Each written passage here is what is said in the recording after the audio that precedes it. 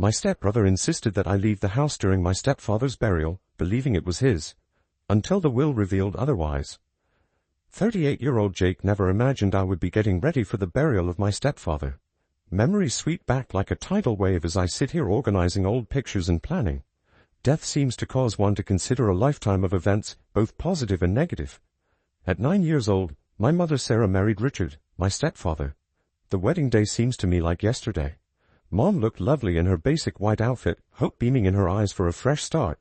Richard, on the other hand, seemed to be stressing his austere attitude by wearing a black suit. Even on what ought to have been a happy occasion, he insisted on a solemn demeanor that I would come to know all too well over the years. Richard was a rigid man right from the beginning. Particularly when he turned to face me, he always seemed to be permanently frowning. Often I questioned whether he simply had the means to relate to a child who wasn't his own or if he harbored resentment at having to assume the position of stepfather. Growing up with Richard was not easy. From my grades to my wardrobe to even how I handled my fork at meals, he attacked everything I did. "You need to work harder, or this cruel world will chew you up and spit you out," he said almost daily. Looking back, I wonder if Dad was attempting to equip me for life in his own flawed manner, even if at the time I believed he was just being nasty. His rigidity permeated every sphere of our life. I had to sit up straight, use the proper fork, and only spoke when spoken to during family get-togethers. Any departure from his expectations was greeted with a stinging stare or a harsh correction. Family vacations, which ought to have been light-hearted and leisureful, were more like military drills than pleasure excursions. Richard would schedule everything down to the last minute, heaven help us should we stray from the plan. One vacation I recall we missed a turn and arrived at a museum 15 minutes late. For the rest of the day Richard was in a terrible mood, grumbling about lost time and inadequate preparation. Everything changed 3 years following the wedding when my stepbrother Michael was born. Richard suddenly had his own son, and it was obviously clear whose favorite was. He poured love and compliments on Michael. Richard's smile was unlike anything I'd seen till he held his newborn kid. It revealed a part of Richard I never knew existed, like a switch had been turned on. I was envious and furious. When I was 12 years old, I couldn't comprehend why Michael received all the love and attention while I just got harsh looks and criticism. The difference was clear and agonizing. Michael's achievements, no matter little, were honored with great celebration. Even if they were notable, my own successes were greeted with a nod and a remark on how I can improve next time. Mom would try to reassure me when I protested to her about the unfair treatment. "Richard loves you too, Jake," she would say, her eyes begging me to understand. "That's just rough love. He wants you ready for the world." Still, it didn't feel like love to me. It seemed like continual disappointment as Richard saw me always failing. Our family dynamic changed in ways I never would have predicted throughout the years. Mom became ill at 25, and we all gathered around her. Richard stayed stoic even then, but I sensed compassion when he felt nobody else was looking. When Mom thought I wasn't in the room, I would observe him softly changing her pillows or crutching her hand. It was the first time I understood that Richard's lack of affection could have been more a result of his personal constraints than of his sentiments for us. 2 years later Mom passed away, and it felt as though the glue keeping our family intact had broken. Tears and quiet prayers defined the funeral. Richard stood like a monument all through the service, his face a blank mask. Though the wall between us seemed insurmountable, I wanted to get in touch with him to express our loss. Then 21 Michael left soon after Mom passed away. He launched his own family after tying the knot with Emma, his high school sweetheart. It was only me and Richard in that large mansion loaded with memories suddenly. I gave moving out some thought as well, but something held me back. Perhaps it was a feeling of obligation, or perhaps deep down I was still that small boy yearning some indication of approval from the guy who had been my father figure for most of my life. Looking after Richard in his latter years was difficult. Fighting the restrictions his aging body placed on him, he was as tenacious and critical as always. There were days when our conflict was so thick you could cut it with a knife. But occasionally too I felt short sparks of thanks in his eyes. Like the time I stayed up all night with him during a sick attack, or when I learnt to make his preferred foods as he grew too frail to stand at the stove himself. Those were uncommon events though, and most of the time I felt as though I was looking after a stranger who happened to live in my house. We were living in a tense truce, neither of us entirely sure how to close the distance that had widened between us over years. Richard's character made me never even consider entering a relationship or getting married. I wanted none of the same issues I was experiencing from my wife or girlfriend to confront. Richard's gone at 65, taken unexpectedly in the evening from a heart attack. Everyone is showing their respect as I get ready for his burial. Michael arrived with Emma and their children, Lily 5 years old and Max 3 years old. I hadn't seen him in years until now. Though he seems older and more austere, I recall from our early years that he exudes entitlement about everything. The funeral was a depressing event. I stood there listening to people talk about Richard, a fantastic man who always placed family first, a pillar of the community, and I wanted to find fun in the irony of it all. Knowing the same man I did they? To me, the Richard they described seemed to be a stranger. Michael drew me aside as folks were departing once it was all over. I considered that perhaps he wished to assist each other in our sadness, to reconnect, or to share memories of our childhood. Rather, he delivered a startling blow that left me whirling. "So, about the house," he said, his voice laid back as though we were talking about the temperature. "I'll need you to leave by the end of the month." "Not sure," I glanced at him. "What are you talking about?" He groaned and cast an intentionally obtuse glance at me. "Clearly, the house." Dad turned it over to me. "Ultimately, I am his genuine son. You never imagined he would leave it to you?" I thought of myself as having been gutly pounded. This was how it turned out all these years of trying to be the son Richard wanted and of looking after him. Part of me wanted to fight for what I felt I had earned over years of conscientious living. But another side of me, the one still feeling like that 9-year-old lad yearning for affirmation, wanted to withdraw. "Fine," I answered, my voice empty. "I'll be out by the end of the month." Not only for Richard, but for the family I never really had, for the bond I had always hoped would grow between Richard and me but never did, as I watched Michael walk away arm around Emma, kids running ahead. That evening I began packing among boxes of memories I wasn't sure I wanted to save. Sorting through years of accumulated belongings, I couldn't help but wonder whether Richard had been right all along. Sometimes you still ended up with nothing to show for it. The world was hush. Update: I sold out of my childhood house a week ago. For now, Mom's sister Linda is here with me trying to decide what to do next. Thinking about Michael and how we got here, I lie awake at night staring at the foreign ceiling. Michael obviously was the preferred child growing up.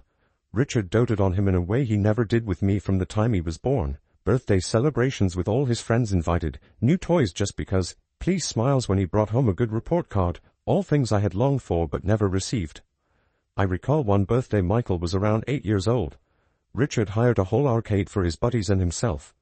At the time, I was 17 and couldn't help but contrast it with my own birthdays, which often featured a quiet meal and perhaps a small gift. But Michael aged and something changed. The sweet little lad who used to follow me about wanting to play developed into a depressed adolescent who appeared to hate everything and everyone. He started to treat me like I was invisible and spoke angrily back to our parents. It was like seeing a stranger seize my little brother's body. One specific occasion comes to mind when he was around 16. Richard asked us about his marks when we were having dinner. Richard asked us both this kind of inquiry all the time. It was a regular one. Michael burst this time though. He began screaming about how he despised living under Richard's control and how sick he felt of the pressure. He bolted from the house, slamming the door so fiercely a picture fell from the wall. Richard seemed to be sitting there, looking older and sadder than I had ever seen him, instead of the angry man I had anticipated to pursue Michael and drag back. Michael's behavior just became worse as he grew older. He began courting a series of girls, each relationship ending hazily. Late nights, missing curfews, and shouting battles with Richard that rocked the home abound. I tried to keep out of it, but the continual stress would inevitably affect me. Michael laughed it off when Richard tried to discuss respect and duty. "You can't control me anymore," he would say, and Richard would get this expression, a mix of wrath and despair, that I had never seen before. Then arrived the day he turned up with Emma as his bride. Not even among us knew he was seeing someone seriously, let alone getting ready for marriage. Walking in with Emma, little more than a teenage herself, he said they had eloped. I shall never forget Richard's expression. For once, he was silent. Mom tried to calm things down and welcome Emma into the family, but the air was clearly charged. Richard seemed to be straining to keep his cool and to find the proper words to speak to his kid. Emma claimed she wanted to live free from family meddling, apart. Michael thus packed his luggage and left, simply as that. He pledged to visit and keep in touch, but those pledges soon dropped off the list. Weeks became months devoid of his communication. His calls were always quick and often tinged with conflict. I assumed definitely he would come back when Mom fell ill, but he did not. He asked her periodically how she was doing, but always had a reason for why he couldn't visit. Work was hectic, the kids were sick, the car was in the shop. Something was always there. Hoping it would be Michael, I recall sitting next Mom's hospital bed and seeing her eyes flash every time the phone rang. More usually than not, it wasn't. It was me who had to phone Mom to let her know she died. He sounded very offended, full of regret for not visiting more frequently. He claimed he would try to make it to the funeral, but ultimately he did not show up, just a flower arrangement delivered to the funeral house accompanied by a card offering his sympathies. Feeling his absence like a physical hurt, I stood at the burial wondering how we had become so far apart. And right now here we are. Not motivated by love or obligation, the prodigal son returns for what he can gain. Thinking about how he swooped in and grabbed the house, acting as though he had some right to do so when he had left us years earlier, makes me enraged. I consider all the evenings I spent seeing to Richard, all the doctor's visits I accompanied, all the meals I made, and all the expenses I paid. And for what? To be thrown aside just like I never really mattered at all. But my phone calls as I'm staggered in these terrible ideas. It is Mr. Thompson, Richard's attorney, telling me he has to talk about something vital. He sounds serious and asks me to come back to the house tomorrow. Uncertain on what to believe. Part of me hopes there's a mistake and maybe I won't have to abandon my house after all. Knowing how let down I have been in the past, another side of me is terrified to hope. I wonder what tomorrow will hold as I hang up the phone. Whatever it is, I am clear one thing. This is not going to be easy. I toss and turn the remainder of the night, my head ablaze with possibilities. Something so crucial that Mr. Thompson had to see me personally. Richard left something for me after all. Is it conceivable? Alternatively, is this only another letdown in a long run of disappointments? Feeling like a stranger, I stood before my childhood house the next day. To my astonishment, Michael's car was also in the driveway already. Breathing deeply, I entered. The familiar creak of the front door sent a pulse through me. Sitting at the dining room table, Mr. Thompson had a stack of documents before him. There were Michael and Emma as well, clearly agitated. With his demeanor unreadable, the attorney motioned for me to sit down. Seated, well aware of the tension in the room, "Thank you all for coming," he said with a firm business-like voice. "I know this is a tough period, but there are some crucial issues about Richard's will we should talk about." Michael slanted forward, a smug grin on his face. "Let's wrap this up. I would want to start right away as I have plans for this home." Mr. Thompson cleared his throat, seeming uncomfortable. "We should really talk about that. Richard's will states that Jake has been left the house and in fact all of his possessions." The room went still for a time. I felt as though I couldn't breathe. Had I heard him precisely? After all these years of believing I was never good enough, Richard had left everything to me. The first to react was Michael. "What?" he yelled, leaping to his feet so fast his chair dropped backwards. "That's not possible. Real son of his father is me. He wouldn't hand everything to Jake." Mr. Thompson stayed cool under Michael's rage. "I'm rather worried it's rather obvious. Richard's will specifically says that Jake is to inherit all of his possessions, including the house, his savings, and his personal items." What I was hearing defied belief. It seemed illogical. Those years of criticism, of feeling as though I could never measure up, and now this. Michael was pacing now, his face flushed with rage. "This is nuts." When he composed this, he must have been insane. "I'll dispute it. I'll bring this before court." Mr. Thompson gave a head shake. "That is not what I would counsel. Richard prepared this will rather carefully. He included a letter outlining his choice and had it attested and notarized. Challenging effectively would be quite difficult." Michael turned to face me, his eyes flaming with resentment. "You did this, did not you? You somehow twisted him against me." Still in disbelief personally, I raised my hands. "About any of this I knew nothing. I assumed he was forwarding everything to you." Before things could get much more heated, Mr. Thompson stepped in. "If I may, I think Richard's letter might help to clarify his choice." Pulling out an envelope, he started to read. "To his sons, should you be reading this, I am gone. Though I hope I can clarify, I know your two may find my choice shocking. I have made lots of mistakes over my life. Among my largest was not treating both of my sons equally in terms of love. I expected too much from Jake, was too demanding, never showed enough affection. And I treated Michael too kindly. I never set appropriate limits or imparted any lessons of value. As I considered my life in my last years, I came to see something crucial. A real son is defined by behavior rather than blood. And in that sense, Jake behaved as a real son ought to. He stayed with me through trying circumstances and looked after me even when I didn't deserve it. All the traits I attempted to teach but failed to show myself, patience, kindness and responsibility, he exhibited. I am so leaving everything to him, not as a punishment to Michael but rather as a tribute to the kid who really embodied the ideals I cherish. I hope you both have the compassion to see and pardon the errors of an elderly guy." The room went still once Mr. Thompson closed his book. Tears came to me, a lifetime of feelings rising inside me. All those years I felt Richard didn't care, that he considered me a disappointment. But he had been observing, noting, valuing in his own unique sense. Michael froze momentarily, his face a mask of shock and rage. Then he silently seized Emma's hand, rushed out, slammed the door behind him. His automobile started up and ran out of the driveway. The last act of disobedience was a tire screech. Turning to me, Mr. Thompson wore a gentle grin. "I know this is a lot to absorb, Jake," he continued. "Richard expressed his preferences quite precisely. He wished for you a safe future free from financial concerns." I nodded, still not sure I understood exactly what had transpired. "Thank you," I managed to say. "I need some time to consider all this." Mr. Thompson stopped as he neatly folded his documents. "There is still one more item. Your stepfather left you a personal note as well." "You read it in private?" he questioned. "He gave me an envelope with my name written in Richard's recognizable handwriting on it.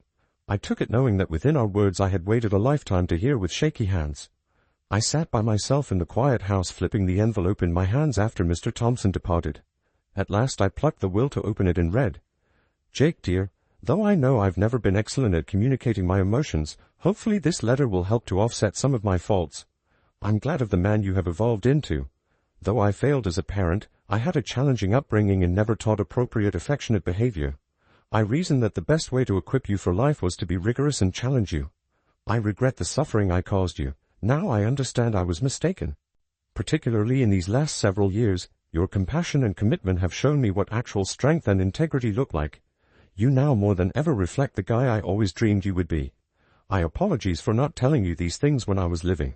With my last wishes and this letter, maybe you will have some peace and protection. Remember yourself, son. You are deserving of all the joy available. Love, Richard." Tears came down my face as I closed the book. All those years of feeling inadequate, of thinking Richard didn't care, and now this was overpowering. Over the next days I battled to make sense of everything. Once a cause of stress and bad memories, the house felt different now. It belonged to me, in a deeper sense as much as legally. It was evidence of Richard's affection, sincere if spoken too late. Michael hasn't gotten in touch since he departed that day. Not sure whether he will. Though I know it will take time, part of me hopes we can reconcile someday. The pain is still raw, and our distance seems more than it did years ago. I have given family, the complexity of love and the numerous ways people show it a lot of thought. Though often harsh, Richard's love was sincere. It was flawed. In his own sense, he was working to equip me for life and build my resilience. Though I wish he could have discovered a softer approach, I now better understand him. Regarding inheritance, it goes beyond just money and real estate. One has responsibility. Richard trusted me to continue on his legacy and to live the ideals he loved. Although it's a difficult work, I'm resolved to meet expectations. I have chosen to create a scholarship fund in Richard's name from a portion of the bequest. It's for children from difficult situations so they may have the education and chances they might otherwise miss. Taking the teachings he imparted on me and paying them forward seems like the proper approach to honor his memory. I'm still trying to make sense of everything as I sit here now in the house that turned unexpectedly into mine. Fathers and sons have a complex relationship marked by frequently unsaid feelings and misunderstandings. Richard and I never had the relationship I wanted when he was alive, but his last act has given me an opportunity to better know him, to see the love always there, buried under the surface. I wish Dad had told me these things during his lifetime. We could have had talks, cleared the air, perhaps even created the relationship I so yearn for. But life does not always provide us tidy ends or flawless closure. Right now, I'm concentrating on respecting Richard's memory by practicing the ideals he sought to inculcate in me. Work hard, be conscientious, and most importantly, love those who matter. I'm glad to be carrying on a legacy.